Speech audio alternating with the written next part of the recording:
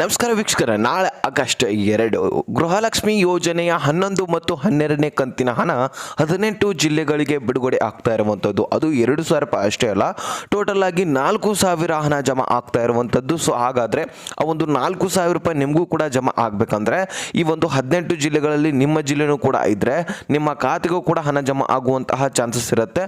ತುಂಬ ಇಂಪಾರ್ಟೆಂಟ್ ಹಾಗೂ ಇಂಟ್ರೆಸ್ಟಿಂಗ್ ಆದಂತಹ ಮಾಹಿತಿ ಇದೆ. ಮತ್ತು ಇಲ್ಲಿ ಗೃಹಲಕ್ಷ್ಮಿ ಯೋಜನೆಯ ಸಂಬಂಧಪಟ್ಟಂತೆ ಸಾಕಷ್ಟು ಈಗ ಸರ್ಕಾರದಿಂದ ಇಂಪಾರ್ಟೆಂಟ್ ಮಾಹಿತಿಗಳು ಬಂದಿರುವಂಥದ್ದು. ಸೊ ಆ ಒಂದು ಮಾಹಿತಿ ಏನು ಅನ್ನೋದನ್ನು ನಾನು ಕಂಪ್ಲೀಟ್ ಆಗಿ ಈ ಒಂದು ವಿಡಿಯೋದಲ್ಲಿ ತಿಳಿಸ್ಕೊಡ್ತೀನಿ. ಸೊ ಕಂಪ್ಲೀಟ್ ಆಗಿ ನೋಡುವಂತಹ ಜವಾಬ್ದಾರಿ ನಿಮ್ದಾಗಿರುತ್ತೆ. ಕಂಪ್ಲೀಟ್ ಆಗಿ ನೋಡೋದ್ರ ಜೊತೆಗೆ ದಯವಿಟ್ಟು ಚಾನಲ್ಗೆ ಸಬ್ಸ್ಕ್ರೈಬ್ ಮಾಡಿಲ್ಲ ಅಂದರೆ ಬೇಗನೆ ಸಬ್ಸ್ಕ್ರೈಬ್ ಮಾಡ್ಕೊಳ್ಳಿ. ವಿಡಿಯೋಕ್ಕೆ ಒಂದು ಲೈಕ್ ಕೊಟ್ಬಿಟ್ಟು ವಿಡಿಯೋನ ನೋಡಲಿಕ್ಕೆ ಸ್ಟಾರ್ಟ್ ಮಾಡಿ. ಈಗ ನಾನು ಡೈರೆಕ್ಟ್ ಆಗಿನೇ ಟಾಪಿಕ್ಗೆ ಬಂದುಬಿಡ್ತೀನಿ. ಇಲ್ಲಿ ನೋಡಿ, ಈಗಾಗಲೇ ಗೃಹಲಕ್ಷ್ಮಿ ಯೋಜನೆಗೆ ವೇಟ್ ಮಾಡ್ತಾ 2 ರಿಂದ 2.5 ತಿಂಗಳಾಯಿತು ನಿಮಗೆ. ಸೊ ಇನ್ನೂ ಕೂಡ ಹಣ ಜಮಾ ಆಗಿಲ್ಲ ಅಂದರೆ ಏನು ಮಾಡಬೇಕು ಏನಿಲ್ಲ. ಈಗಾಗಲೇ ನಿಮಗೆ ಆ ಒಂದು ಮಹಿಳೆಯರಿಗೆ ಒಂದು ಸೂಚನೆಯನ್ನು ಈಗ ಒಂದು ಸರ್ಕಾರ ಕೊಟ್ಟಿರುವಂಥದ್ದು. ಸೊ ಅದು ಏನು ಅನ್ನೋದನ್ನು ನಾನು ಮೊದಲೇ ಹೇಳಿಕೊಡ್ತೀನಿ ನಿಮಗೆ. ಈಗಾಗಲೇ ನಿಮ್ಗೆ ಒಂದು ಗೃಹಲಕ್ಷ್ಮಿ ಯೋಜನೆ ಬಂದಿಲ್ಲ ಅಂದರೆ ಮೊದಲನೇ ಸ್ಟೆಪ್ ಏನು, ನಿಮ್ಮದು ಆ ಒಂದು ರೇಷನ್ಸ್ ಕಾರ್ಡ್ಗಳು ಡೆಡ್ ಆಗಿದಾವೋ ಇಲ್ವೋ, ರದ್ದಾಗಿದ್ದಾವೋ ಇಲ್ವೋ ಅನ್ನೋದನ್ನು ಮೊದಲನೇದಾಗಿ ಚೆಕ್ ಮಾಡಬೇಕಾಗತ್ತೆ. ಓಕೆನಾ? ಸೊ ಚೆಕ್ ಮಾಡೋದು ಹೇಗೆ ಅಂತ ನೀವು ಕೇಳ್ಬೋದು. ಆ ಒಂದು ಚೆಕ್ ಮಾಡೋದು ಹೇಗೆ, ನಿಮ್ಮ ಮೊಬೈಲಲ್ಲೇ ಚೆಕ್ ಮಾಡ್ಕೋಬಹುದಾಗಿರುತ್ತೆ.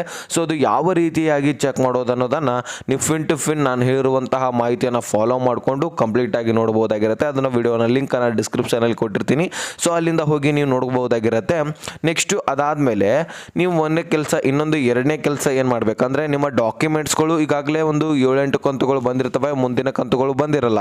ನಿಮ್ಮ ಒಂದು ಡಾಕ್ಯುಮೆಂಟ್ಸ್ ಗೃಹಲಕ್ಷ್ಮಿ ಯೋಜನೆಗೆ ಸಲ್ಲಿಸುವಾಗ ಏನೇನು ಡಾಕ್ಯುಮೆಂಟ್ಸ್ ತೊಗೊಂಡಿರ್ತಾರೆ ನೋಡಿ, ಸೊ ಆ ಒಂದು ಡಾಕ್ಯುಮೆಂಟ್ಸ್ಗಳನ್ನು ನಿಮ್ಮ ಒಂದು ತಾಲೂಕಿನಲ್ಲಿರುವಂತಹ ಮಹಿಳಾ ಮತ್ತು ಮಕ್ಕಳ ಕಲ್ಯಾಣ ಇಲಾಖೆಗೆ ಹೋಗಬೇಕಾಗತ್ತೆ.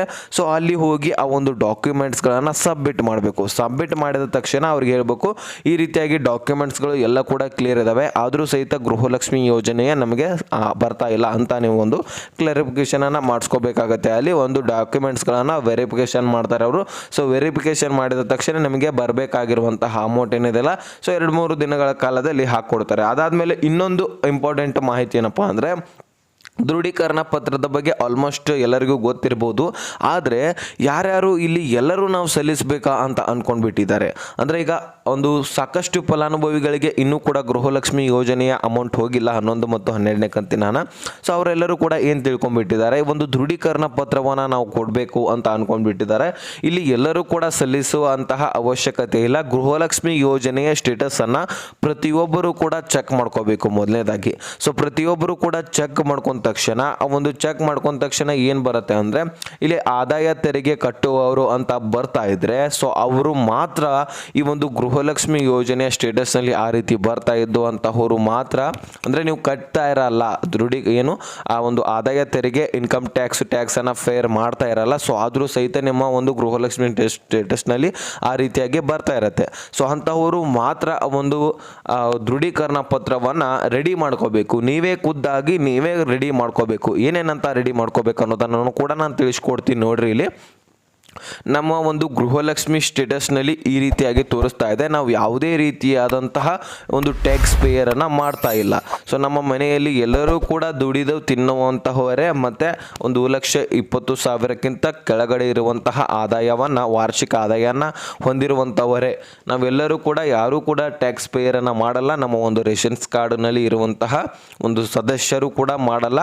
ಆದರೂ ಸಹಿತ ನಮ್ಮದು ಗೃಹಲಕ್ಷ್ಮಿ ಸ್ಟೇಟಸ್ನಲ್ಲಿ ಈ ರೀತಿಯಾಗಿ ಟ್ಯಾಕ್ಸ್ ಪೇಯರು, ಆದಾಯ ತೆರಿಗೆ ಕಟ್ಟುವಂಥವರು ಅಂತ ಬರ್ತಾ ಇದೆ ಅಂತ ಒಂದು ರೆಡಿ ಮಾಡ್ಕೋಬೇಕು. ನೀವೇ ಕೆಳಗಡೆ ಮುಖ್ಯಸ್ಥೆಯ ಸಿಗ್ನೇಚರ್ ಮಾಡಿಸ್ಕೋಬೇಕು. ಸೊ ಒಂದು ಗ್ಲಿಚ್ ಆಗಿರುತ್ತೆ, ಅಂದರೆ ಟೆಕ್ನಿಕಲ್ ಇಶ್ಯೂನೋ ಸರ್ವರ್ ಇಶ್ಯೂನೋ ತಾಂತ್ರಿಕ ದೋಷದಿಂದ ಆ ರೀತಿ ನಿಮ್ಮದು ತೋರಿಸ್ತಾ ಇರುತ್ತೆ. ಸೊ ಆ ರೀತಿಯ ಒಂದು ಪ್ರಾಬ್ಲಮನ್ನು ಸಾಲ್ವ್ ಮಾಡ್ಕೋಬೇಕು. ಆ ಒಂದು ಪತ್ರವನ್ನು ಎಲ್ಲಿ ಸಲ್ಲಿಸಬೇಕಂತ ಕೇಳ್ಬೋದು. ನಿಮ್ಗೆ ಗೊತ್ತಿರಬಹುದು ಎಲ್ಲಿ ಸಲ್ಲಿಸಬೇಕಂತ. ನಿಮ್ಮ ತಾಲೂಕಿನಲ್ಲಿರುವಂತಹ ಅಥವಾ ಜಿಲ್ಲೆಯಲ್ಲಿರುವಂತಹ ಮಹಿಳಾ ಮತ್ತು ಮಕ್ಕಳ ಕಲ್ಯಾಣ ಇಲಾಖೆಗೆ ನೀವು ಹೋಗಿ ಅದನ್ನು ಸಬ್ಮಿಟ್ ಮಾಡಬೇಕಾಗತ್ತೆ. ಕಳಿಸಿದ ತಕ್ಷಣ ಅಲ್ಲಿ ಕೂಡ ವೆರಿಫಿಕೇಷನ್ ಮಾಡಿಸ್ಕೋತಾರೆ. ಸೊ ವೆರಿಫಿಕೇಷನ್ ಮಾಡ್ಕೊಂಡ ತಕ್ಷಣ ಆವಾಗ ಏನಾಗುತ್ತೆ, ನಿಮ್ಮ ಒಂದು ಟ್ಯಾಕ್ಸ್ ಪೇಯರ್ ಅಂತ ಏನಿರುತ್ತಲ್ಲ ಅದನ್ನು ತೆಗೆದುಹಾಕ್ತಾರೆ.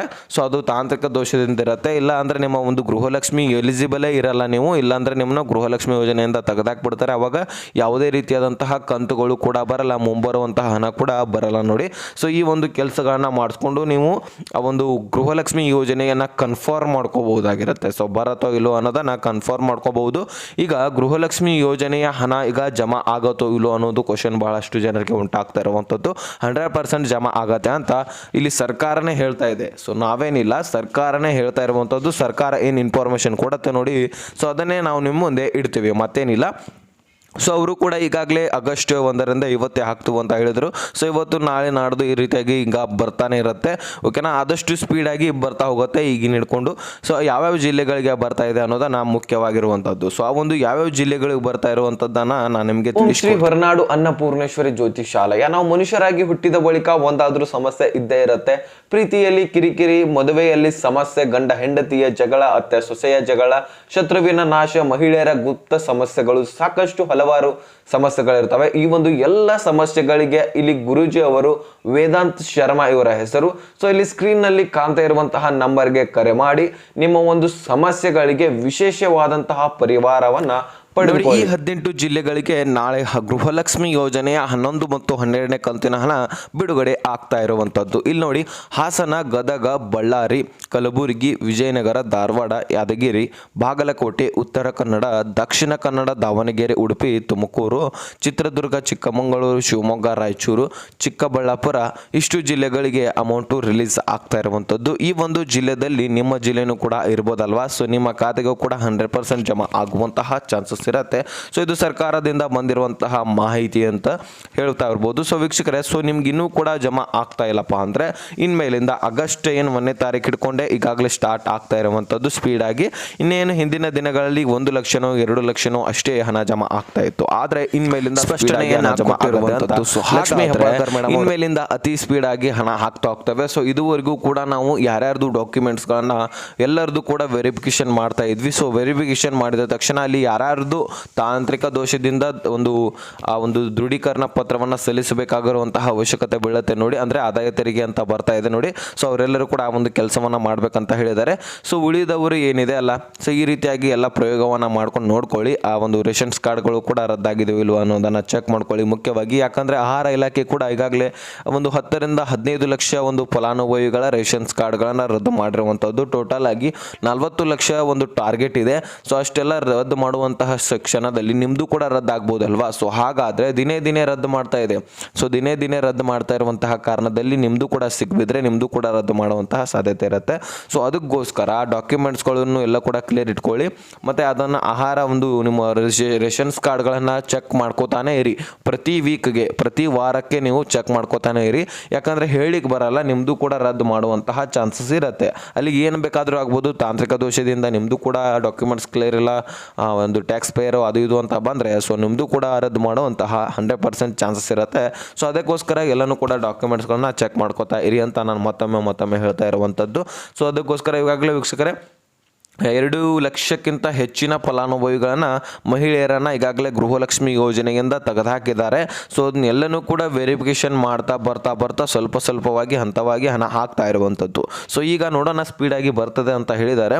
ಸೊ ಈಗ ಸ್ಪೀಡಾಗಿ ಬಂದರೆ ಬಹಳ ಒಳ್ಳೆಯದು. ಯಾಕಂದರೆ ಹೆಣ್ಮಕ್ಳು ಮಹಿಳೆಯರು ಕಾಯ್ತಾ ಇರುವಂಥದ್ದು ಗೃಹಲಕ್ಷ್ಮಿ ಯೋಜನೆ. ಈಗಾಗಲೇ ಸಾಲ ಸೂಲಗಳನ್ನು ಕೂಡ ಈಗಾಗಲೇ ಹೆಣ್ಮಕ್ಳು ಮಾಡಿರುವಂಥದ್ದು. ಸೊ ಅದನ್ನೆಲ್ಲನೂ ಕೂಡ ಈಗ ಕೊಡಬೇಕಂತಾನೆ ಈಗ ಗೃಹಲಕ್ಷ್ಮಿ ಯೋಜನೆ ಬರಬೇಕಂತಾನೆ ಕಾಯ್ತಾ ಇರುವಂಥದ್ದು. ಸಾಕಷ್ಟು EMI ಮುಖಾಂತರ ವಸ್ತುಗಳನ್ನು ಕೂಡ ಖರೀದಿ ಮಾಡಿರುವಂಥದ್ದು ಮಹಿಳೆಯರು. ಸೊ ಅದನ್ನೆಲ್ಲನೂ ಕೂಡ ಈಗ ತೀರಿಸಬೇಕಂತಾನೆ ಈಗ ಮಹಿಳೆಯರು ವೇಟ್ ಮಾಡ್ತಾ ಇದ್ದಾರೆ. ಆದಷ್ಟು ಸರ್ಕಾರ ಎಲ್ಲರ ಖಾತೆಗೆ ಜಮಾ ಮಾಡಿದ್ರೆ ಬೇಗ 4,000 ರೂಪಾಯಿ, 2,000 ರೂಪಾಯಿ ಅಲ್ಲ 4,000 ರೂಪಾಯಿನ ಜಮಾ ಮಾಡ್ತಾ ಇರುವಂಥದ್ದು. ಸೊ ಜಮಾ ಮಾಡಿದ್ರೆ ಬಹಳಷ್ಟು ಒಳ್ಳೆಯದು, ಸಹಾಯ ಆಗುತ್ತೆ ಮಹಿಳೆಯರಿಗೆ. ಸೊ ಅವ್ರಿಗೊಂಥರ ಬಲ ಬಂದಂಗೆ ಆಗುತ್ತೆ. ಇದರಿಂದ ಬಹಳಷ್ಟು ಹೆಲ್ಪ್ ಆಗ್ತಾ ಇತ್ತು ಅವರಿಗೆ ಮಹಿಳೆಯರಿಗೆ. ಅದರೊಳಗೆ ಬಡ ಮಹಿಳೆಯರಿಗಂತೂ ತುಂಬಾ ಇದ್ರ ಬಗ್ಗೆ ಅಡಾಪ್ಟ್ ಆಗಿಬಿಟ್ಟಿದ್ರು. ಇಂತಹ ಒಂದು ಗೃಹಲಕ್ಷ್ಮಿ ಯೋಜನೆಗೆ ಸಾಕಷ್ಟು ಇದರಿಂದ ಯೂಸ್ಫುಲ್ ಆಗ್ತಾ ಇತ್ತು ಅವರಿಗೆ. ಸ್ವಂತ ಬಳಕೆಗಾಗಿರಲಿ ಮತ್ತು ಮನೆ ಬಳಕೆಯ ವಸ್ತುಗಳನ್ನು ತಗೋಲಿಕ್ಕೆ ಬಹಳಷ್ಟು ಅವರು ಕಾತುರತೆಯಿಂದ ಕಾಯ್ತಾ ಇರ್ತಾರೆ. ಸೊ ಯಾವಾಗ ಈ ಒಂದು ವಸ್ತುಗಳನ್ನು ತಗೋಬೇಕಂತ ಆ ರೀತಿ EMI ಮುಖಾಂತರ ವಸ್ತುಗಳನ್ನು ತೊಗೊಂಡಿರುವಂತಹ ಕಾರಣಕ್ಕಾಗಿ ಸೊ ತಪ್ಪುಗಳನ್ನು ಮಾಡ್ಲಿಕ್ಕೆ ಹೋಗಬೇಡಿ. ಇದನ್ನು ನಂಬ್ಕೊಂಡು ಯಾವುದೇ ರೀತಿಯಂತಹ ಒಂದು ವಸ್ತುಗಳನ್ನು ತಗೊಳ್ಳಿಕ್ಕೆ ಹೋಗಬೇಡಿ ಅಂತ ಸರ್ಕಾರ ಕೂಡ ಹೇಳಿರುವಂಥದ್ದು.